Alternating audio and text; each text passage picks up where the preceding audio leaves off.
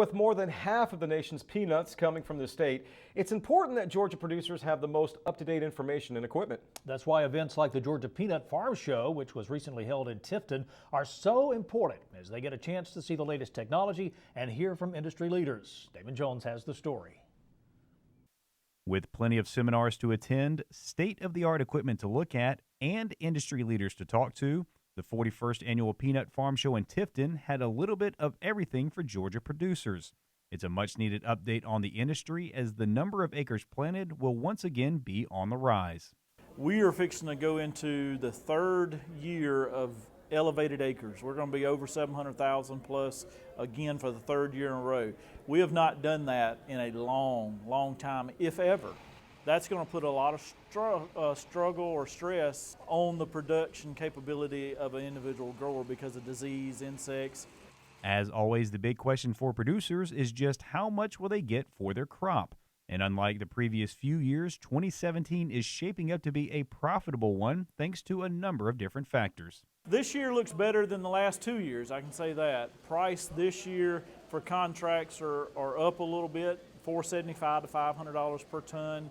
And that's phenomenal. We hadn't seen that in a little bit because of our carryover. We've been carrying over, having very good years, carrying over more and more peanuts. But we got lucky in the last year or so that we've had a lot of exports. Our year was down a little bit last year because of the weather. So we did, our overall yield was down because of that. And so with those two things together, we're in need of more peanuts. And so that's why you get this price differential now, and that's a good thing. Keeping up to date on the newest equipment is also essential for farmers as technology changes each and every year. When you go from smaller tractors, 2-row equipment up to 4-row equipment, we've got equipment now that is 12 rows and 16 rows wide. Tractors are that used to be 50 horsepower tractors, now they're 300 plus horsepower tractors. And that evolution is very apparent when looking at the newest equipment, including this distinctive design from relative newcomer Colombo. We have a unique design compared to what you would call a conventional peanut harvester. We have an axial flow design, which is very similar to what grain combines are today. So it really separates us from the market. Even though Colombo has been making pickers for more than 40 years in Brazil, they decided to try their hand in the U.S. market around a decade ago, opening a plant in Adel.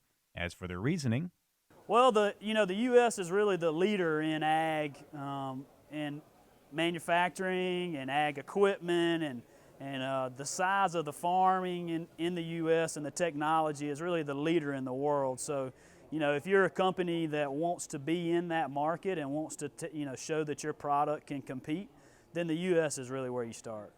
And they hope to have the same kind of staying power as KMC as they are celebrating their 50th anniversary as a company.